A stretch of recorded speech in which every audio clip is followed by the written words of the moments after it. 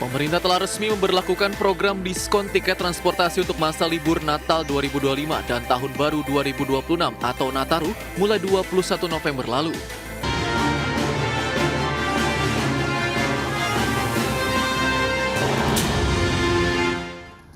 Ya, pemirsa, pemerintah telah resmi memberlakukan kebijakan program diskon tarif transportasi untuk musim Nataru. Sejak 21 November lalu, pemberian diskon tarif transportasi di musim Nataru diharapkan mampu menggerakkan perekonomian di momen akhir tahun.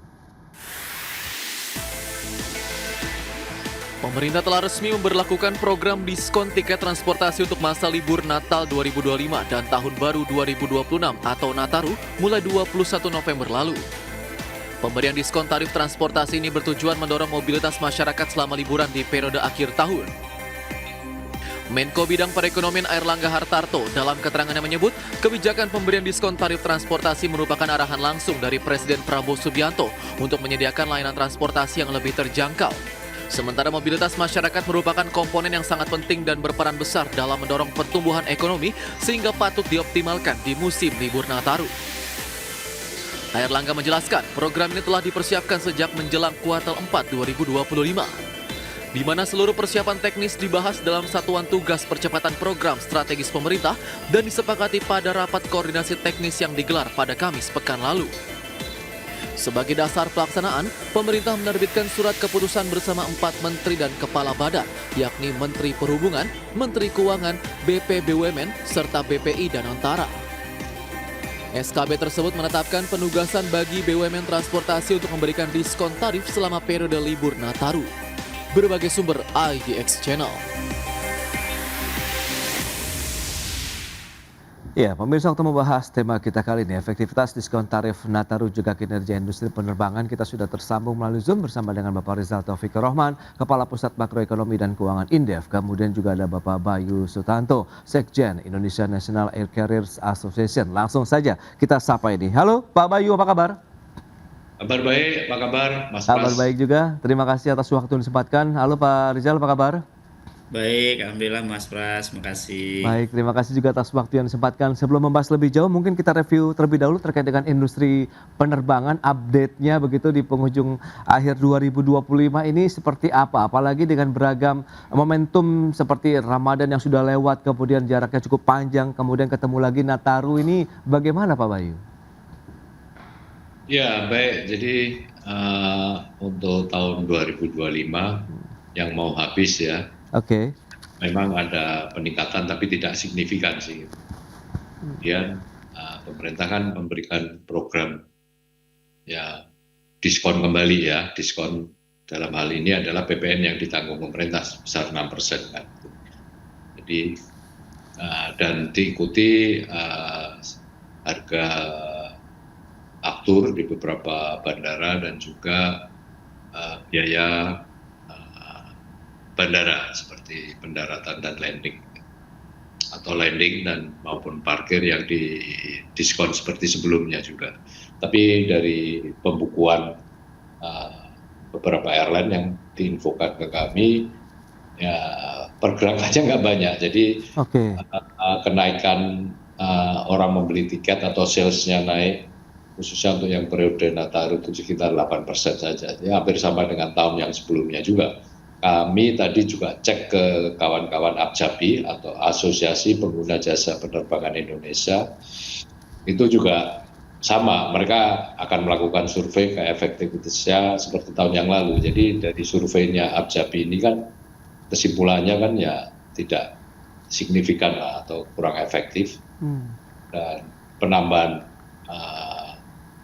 minat untuk bepergian selama libur Nataru ini, apakah liburan atau pulang kampung karena merayakan Natal dan Tahun Baru, itu ya masih sama sekitar 8-9% seperti itu. Oke, berarti tidak ada terlalu peningkatan yang signifikan begitu bisa dikatakan Pak Bayu? Ya, seperti itu. Karena tadi sebelum sejam yang lalu saya cek ke pembukuan juga. Gerakannya seperti itu. Saya cek kembali ke teman-teman APJAPI yang hasil surveinya tahun yang lalu juga sama. Oke, Pak Bayu. Nah, lantas bagaimana dengan posisi seperti ini Pak Rizal? Anda memandang begitu, apa yang tengah terjadi begitu? Beragam insentif sudah diberikan, stimulus-stimulus juga sudah diberikan oleh pemerintah untuk bisa mendorong lagi aktivitas ekonomi masyarakat, pergerakan manusia di Indonesia, kemudian bagaimana juga bisa meningkatkan daya beli. Nah, bagaimana pandangan Anda? Iya, jadi kalau lihat efektivitas stimulus akhir tahun ya, termasuk tadi ya diskon tarif transportasi, memang terbatas tapi tetap relevan ya Oke, sebagai penyangga di siklus di kuartal 4 ya. Jadi, tetapi kita tahu bahwa ini bukan obat utama ya untuk menyelesaikan masalah daya beli ya. Bahkan kalau kita lihat data BPS di kuartal 3 ya 2025 ini tumbuh 5,04% ini year on year PDB-nya, tapi konsumsi rumah tangganya tetap menjadi penopang utama, tetapi penyumbangnya cukup besar ya. Tetapi lajunya lambat dari oke. 3 tahun terakhir di triwulan yang sama ya. Hmm, Nah, artinya apa? Artinya motor konsumsi masih hidup, tapi tenaganya udah berkurang, lemah ya, atau oke. letoy gitu ya. Iya, iya. Jadi dalam konteks seperti ini, stimulus diskon transportasi memang bisa membantu mengurangi beban biaya perjalanan dan mencegah pelemahan dari dalam, namun dampak ke agregat ya PDB nasionalnya relatif akan kecil, ya sangat kecil ya. Kenapa? Karena periodenya sempit, terutama menyasar rumah tangga yang memang masih punya kapasitas belanja, bukan kelompok paling rentan. Kalau kemudian kita lihat dari struktur kontribusi kelompok rumah tangga memberi kontribusi terhadap konsumsi rumah tangga, untuk rumah tangga yang katakanlah menengah yang rentan, apa bawah dan rentan gitu ya, itu kan kisaran 40% ya. Jadi porsi penduduknya. Dan kontribusi terhadap rumah tangga itu kan 17%. Oke. Ya. Kemudian yang middle itu 40% juga, kontribusinya hampir 40%. Ya. Hmm, Tapi sisanya yang top ini 20%, ya 50%. Artinya kalau kemudian di angka tadi ya daya beli masyarakat di angka 4,89, yang bisa menikmati diskon ini kan middle atau yang top kan gitu ya. oke. Nah, artinya apa? Katakanlah kalau ditambahkan ya sekitar 85% yang bisa nikmati, dan padahal kontribusi yang cukup besar kan di middle ya, dan besar ini memang betul akan Oke. mendorong, tetapi apa namanya cukup rentan dan akan kecil gitu kontribusinya apalagi di akhir tahun gitu, dan orang juga tidak belanja ya di akhir tahun ini untuk apa namanya untuk menikmati akhir tahun ya, apalagi di 11 bulan sebelumnya banyak kebutuhan yang mungkin belum terpenuhi, ada yang ngutang dan lain sebagainya ya. Itu saya kira. Baik, baik. Nah, dengan kondisi tadi begitu, lantas bentuk insentif seperti apa Pak Bayu kalau Anda begitu dari sisi pelaku industri penerbangan sendiri menilai, meskipun tadi sudah disampaikan begitu oleh Pak Taufik Rahman begitu Pak Rizal bahwa memang ya ada periodenya yang mungkin jangkanya kurang panjang atau bagaimana Pak Bayu? Ya, jadi satu kalau menurut kita, satu ya saya setuju dengan Rizal bahwa segmen penumpang pesawat walaupun kelas ekonomi ya itu kan kelompok middle dan middle up gitu kan, Oke. yang uh, yang artinya secara kemampuan ekonomi atau daya beli masih ada walaupun tergerus juga oleh karena inflasi ataupun kurs mata uang dan sebagainya. Ya. Kemudian yang kedua, kelompok ini yang middle up ini kalau liburan panjang itu relatif ya lebih suka pergi ke luar negeri ya, termasuk Oke. umroh ataupun jalan-jalan dan sebagainya gitu. Jadi sebetulnya insentif ini harusnya ya diberikan, masa penumpang pesawat yang masih disubsidi atau diberi insentif gitu ya. Karena mereka ini apa ya punya pilihan-pilihan karena punya apa ya kemampuan ekonomi di atas rata-rata lah. Oke, oke. Nah, lantas bentuk insentif ataupun stimulus apa berarti Pak yang diharapkan dari industri penerbangan kalau memang untuk bisa menjaga kinerja dari industrinya sendiri? Jadi sebetulnya bukan yang dibutuhkan itu adalah ini sangat struktur sekali ya. Oke. Kita tahu kan kalau tarif penerbangan dalam negeri kelas ekonomi kan diatur oleh Peraturan Menteri Perhubungan tahun 2019. Pada saat itu ya harga afturnya 10 ribuan, kemudian kurs US dollar terhadap rupiah juga 12.200-an gitu ya. Itu kan sampai sekarang nggak diperhatikan ya. Oke. Kemudian yang kedua, banyaknya unsur pajak. Gitu ya. Baik. Sebagai pembanding aja, ya kalau terbang ke luar negeri, airline Indonesia pun itu kalau beli fuel atau aftur tidak dikenakan PPN. Demikian juga penumpangnya beli tiket penerbangan luar negeri juga tidak dikenakan PPN gitu ya, 11% tadi. Jadi yang lebih kita harapkan sebetulnya struktur biaya ekonomi tinggi selama ini, ya, selain PPN dan juga harga aftur, juga masalah suku cadangnya. Gitu. Karena suku cadang di Indonesia ini masih ada pungutan yang berupa bea masuk, pajak, dan lain-lain. Sehingga struktur cost-nya menjadi lebih mahal kan dibandingkan dari negara lain. Itu dia ya. Yang lebih struktural berarti ya Pak Bayu ya, seperti tarif pesawat mungkin ada yang perlu yang diatur struktural karena kalau menurut saya walaupun kita lihatlah di industri lain juga sama, tergantung regulasinya. Oke. Jadi suatu industri itu akan efisien atau enggak dan memberi manfaat ekonomi bagi banyak orang atau enggak itu tergantung regulasinya. Baik. Regulasi apa saja yang perlu atau mungkin perlu dipertimbangkan begitu untuk industri penerbangan maupun juga sektor usaha lainnya, kita akan bahas nanti di segmen berikutnya. Pak Rizal, Pak Bayu, kita akan jeda dulu sebentar ya. Dan pemirsa, kami akan segera kembali usai pariwara berikut ini. Ya pemirsa, terima kasih Anda masih bergabung bersama kami dalam Market Review, dan berikut ini kami akan sampaikan sejumlah data untuk Anda. Kita akan cermati seperti apa sih potongan harga ataupun diskon yang diberikan begitu untuk tarif transportasi untuk musim Natal dan Tahun Baru 2025 dan 2026. Ada potongan 30% seperti yang bisa Anda saksikan di layar televisi Anda dari harga tiket 156 kereta api reguler dan juga 26 kereta api tambahan. Kemudian ada potongan 16 sampai dengan 18% dari total harga tiket kapal Pelni. Kemudian potongan setara rata-rata 19% dari total tarif kapal penyeberangan dan juga potongan 13 sampai dengan 14% dari harga tiket pesawat udara. Dan selanjutnya kita lihat dari sisi penerima diskon tarif Nataru.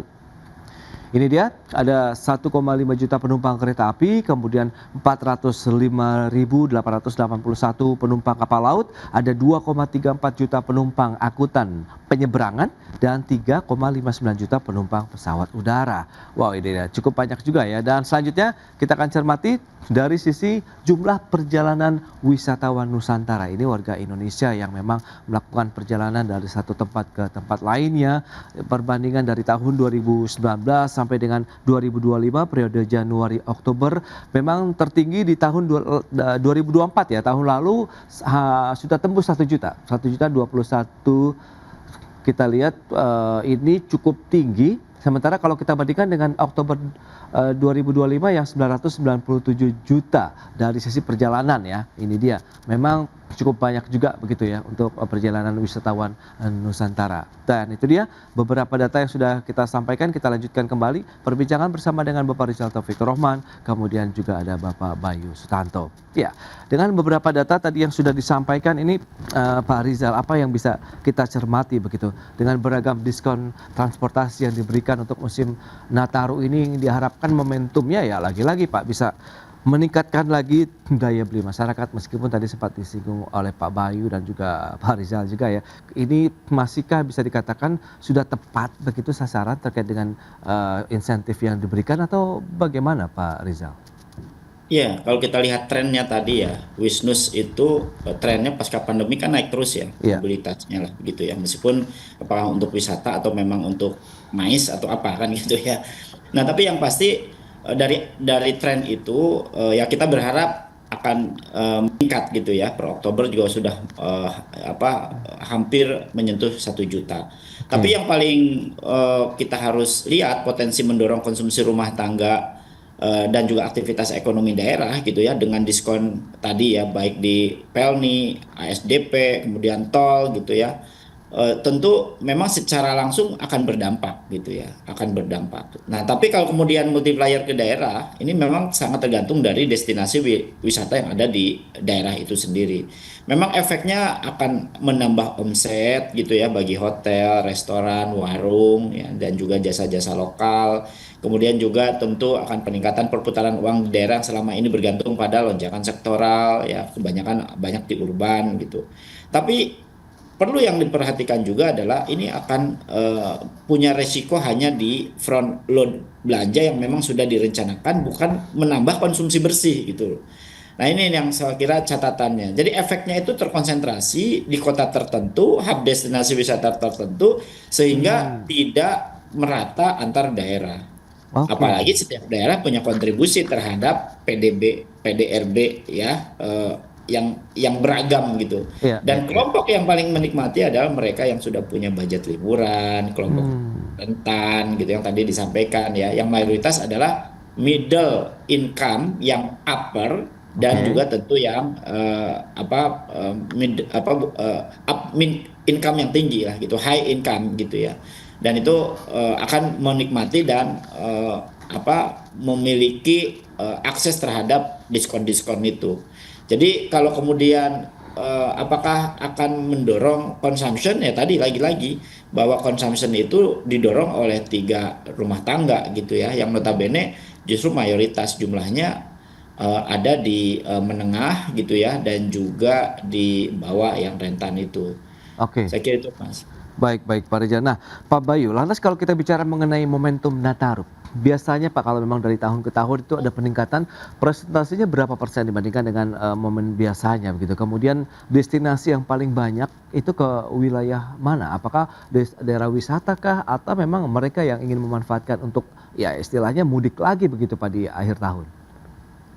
Iya, baik. Jadi sejak pasca pandemi COVID-19 ya ada sedikit perubahan. Jadi memang di luar yang paling besar ya, permintaan perjalanan itu kan pada saat liburan Hari Raya Idul Fitri ya, karena memang kan yang merayakan kampung juga porsinya lebih banyak.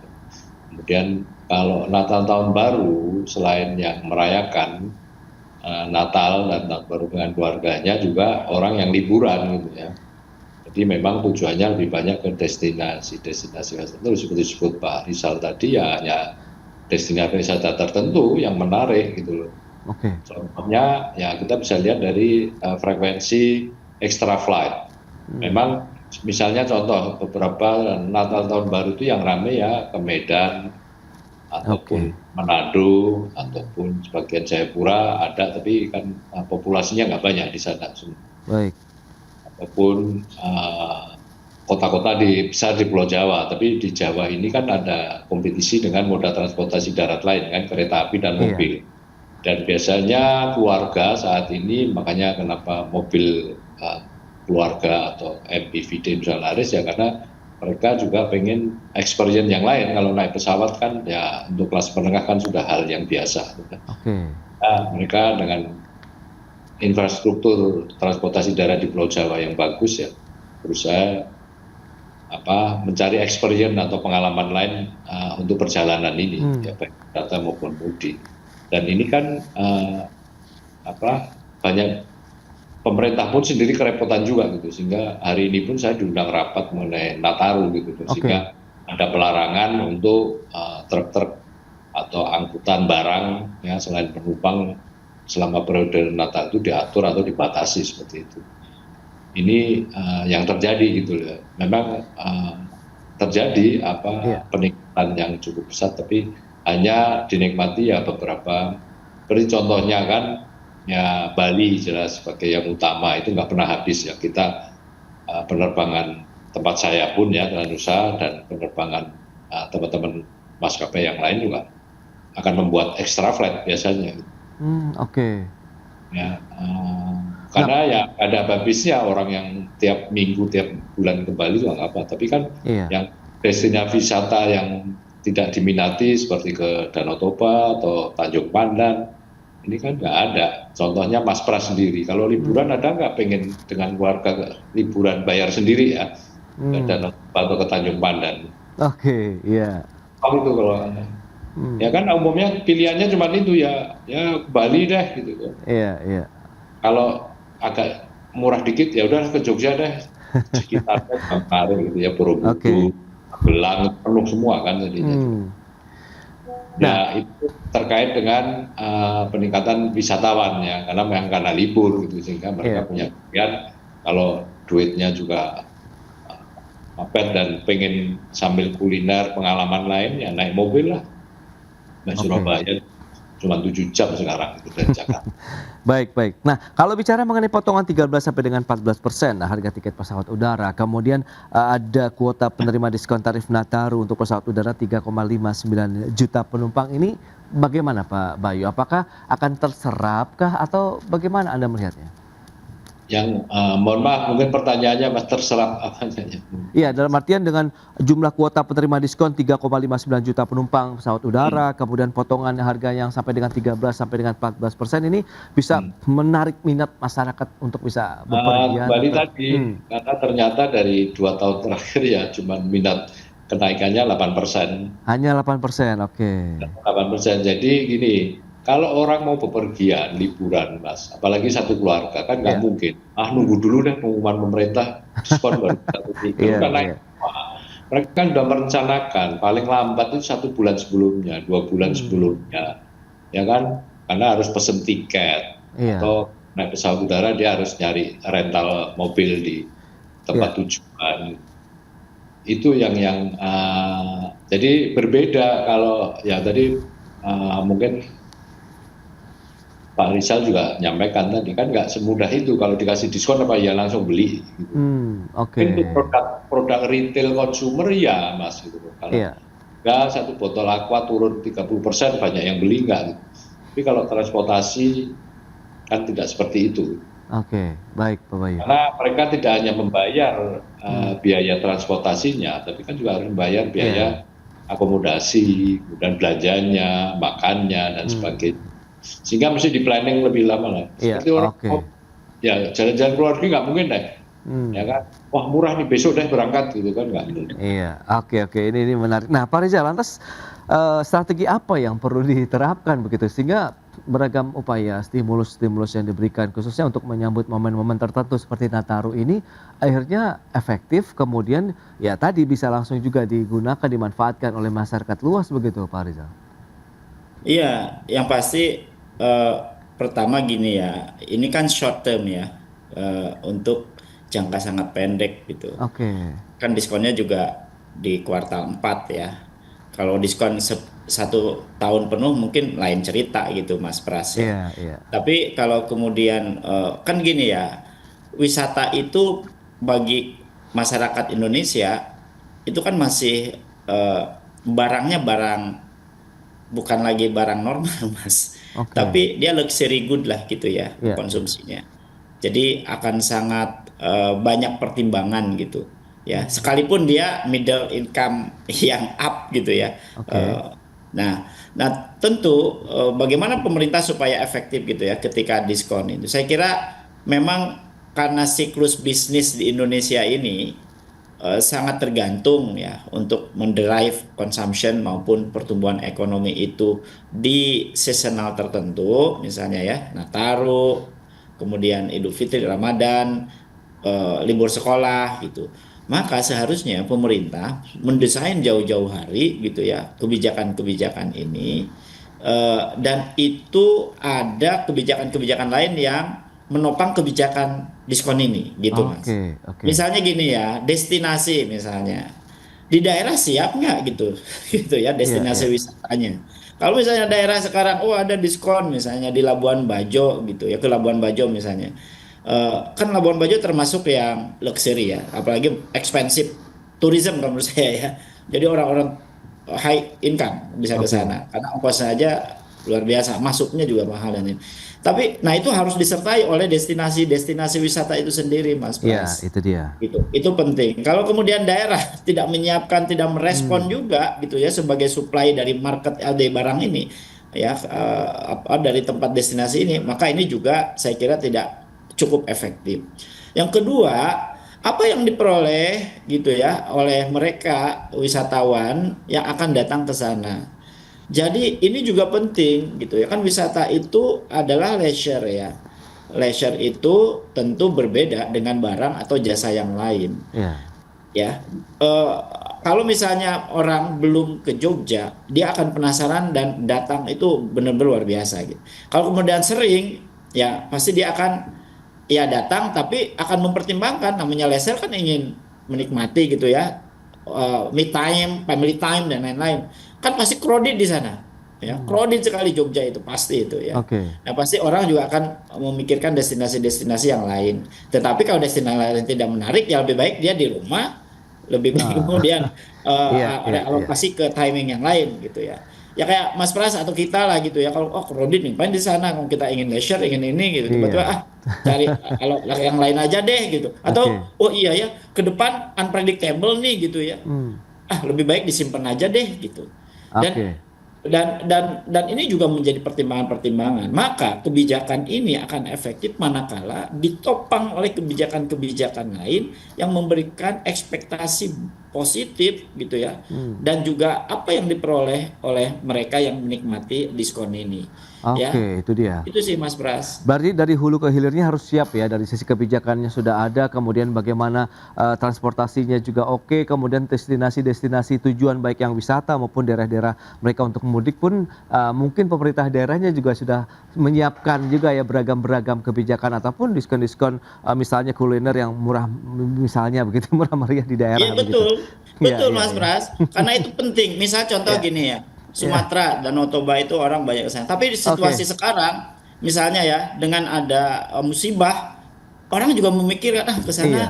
malah jadi gimana orang sedang berduka kita malah itu juga berpengaruh ya Oke. psikologi. Baik, baik. Ini juga berpengaruh persepsi hal-hal Iya, begitu ya. itu Jadi dia. saya kira apalagi di kuartal 4 ini kita kok ada musibah di mana-mana gitu ya, apalagi hujan, situasi juga mempengaruhi Baik. ya, karena banyak pengalaman dengan iklim cuaca yang saya kira masih belum bersahabat. Ini juga menjadi Iya. pertimbangan Mas Pras Itu gitu ya. dia. Banyak Itu saya kira beberapa juga iya, perlu. beberapa faktor yang masih mempengaruhi preferensi kemudian prioritas ya dari masyarakat saat ini untuk bisa melakukan bepergian di Betul. musim Nataru 2025-2026. Baik, Pak Bayu, Pak Rizal, terima kasih banyak atas informasi, update dan juga insight yang sudah diberikan kepada pemirsa pada hari ini. Selamat melanjutkan aktivitas Anda kembali. Salam sehat. Sampai berjumpa kembali. Terima kasih Pak Bayu, terima kasih Pak Rizal. Masih Sama-sama Mas Pras, terima kasih banyak. Baik pemirsa, 1 jam sudah saya menemani Anda dalam market review dan perbaharui terus informasi Anda hanya di IDX Channel, your trustworthy and comprehensive investment reference. Karena urusan masa depan harus terdepan, aku investor saham. Saya Prasetyo Wibowo, beserta seluruh kerabat kerja yang bertugas pamit undur diri. Terima kasih, sampai jumpa.